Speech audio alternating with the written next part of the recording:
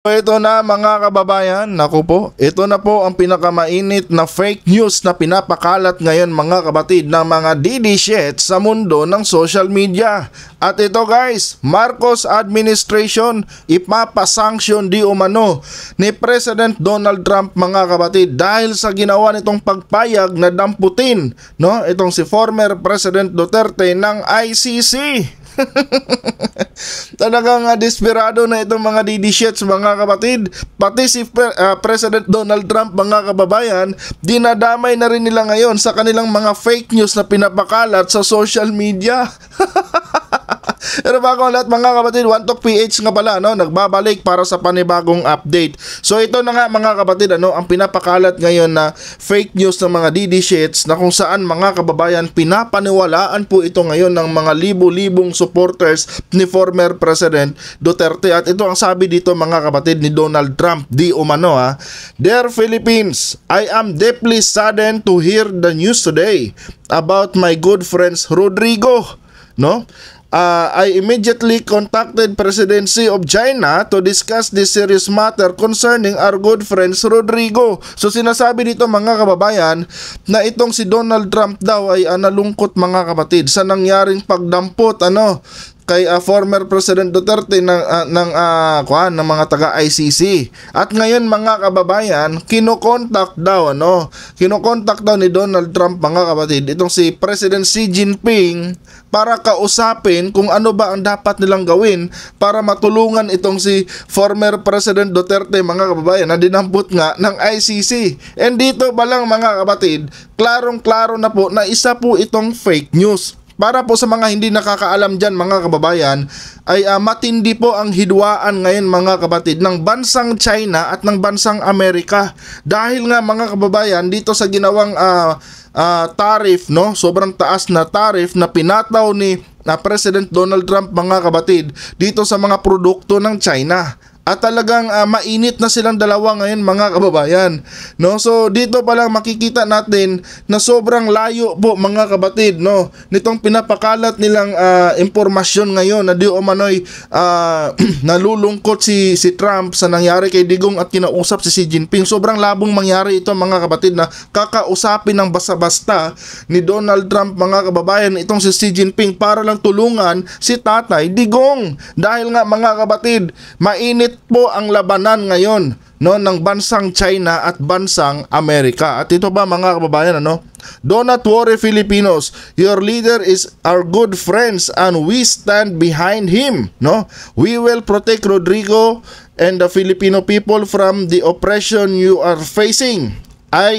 I and the United States will not allow any of our allies and friends to suffer, and we will impose sanctions against the Marcos administration for the unlawful act they did. So ito mga kapatid, dito talaga ako dito talaga ako nababahala mga kababayan dahil hindi na po basta-basta itong mga ginagawa nilang fake news ngayon mga kapatid. At may may malaking impact ito mga kababayan kung hindi po ito mapigilan mga kapatid, kung hindi po ito mapatanggal sa social media, ay may malaking impact ito mga kababayan sa mga Pilipino na walang alam pagdating mga kapatid sa totoong nangyayari dito sa ating bansa.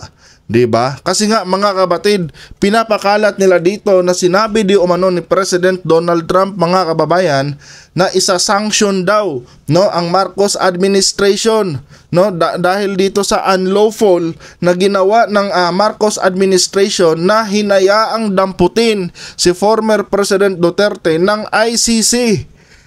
Yun po mga kapatid ang naratibo na pinapakalat ngayon ng mga didishits, which is masasabi natin mga kababayan na isa po itong fake news. Alam nyo, hindi ko naman sana ito mga kababayan papansinin. Kanya nga lang mga kabatid, kaliwat kanan na po yung nakikita kong nagsishare mga kababayan ng nasabing post na ito. no? Iba-ibang page po ngayon sa Facebook, mga kabatid, ang nagsi-share nito, no, sa social media, no, sa Facebook. And maging sa TikTok, mga kababayan, meron na po silang ginagawang ganitong content ngayon na kung saan, mga kabatid, ay sobrang dami na po ang nagla-like, mga kababayan, sa nasabing fake news na ito. No, so napaka-alarming nito, mga kapatid, dahil maging ang United States, no, maging si Donald Trump, mga kababayan, ay kasali na ngayon sa mga fake news na pinapakalat nitong mga DD-shits. No? Sabi dito, mga kapatid, ng PH News Update, fake news alert. A statement allegedly from US President Donald Trump is circulating online, claiming that he has contacted Chinese President Xi Jinping and imposing sanction on Marcos administration over the incident involving former President Rodrigo Duterte.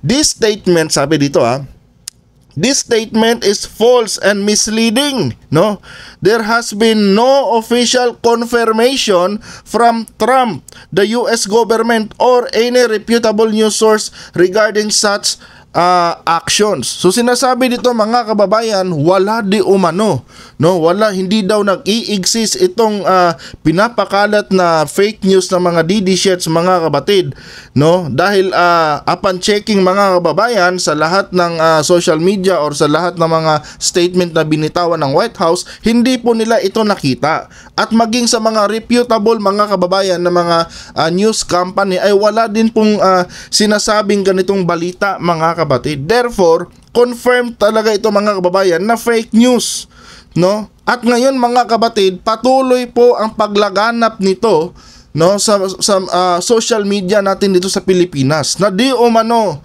itong si Donald Trump ay kumakampi kay former President Duterte at nakikipagsanib puwersa pa, mga kababayan, kay Xi Jinping para tulungan si Tatay Digong ninyo na nandun ngayon sa ICC.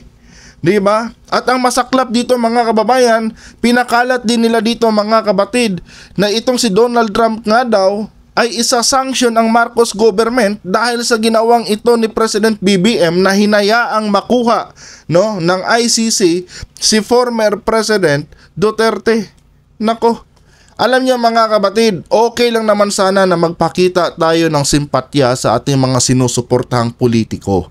Diba? Okay lang sana yon. Pero, mga kababayan, no, kung fake news na po ang pinapakalat ninyo, hindi na po ito saklaw, mga kababayan, sa tinatawag na freedom of expression. No? Ito po'y mapanira na, mga kabatid, especially sa ating bansa. At dito, mga kabatid, no, makikita natin dito na mga leader po ng mga bansa ang pinaglalaruan ng mga DD-shits, mga kababayan. Diba? Ito po'y mapanira talaga, mga kapatid, para sa bansang Pilipinas. Biruin mo, gagamitin mo si Donald Trump para lang pagandahin ang imahe ni Tatay Digong nyo. Diba? Wala pong katotohanan ito, mga kapatid. At uulitin ko, mga kababayan, hindi po maganda ang relasyon ng bansang China ngayon at bansang Amerika.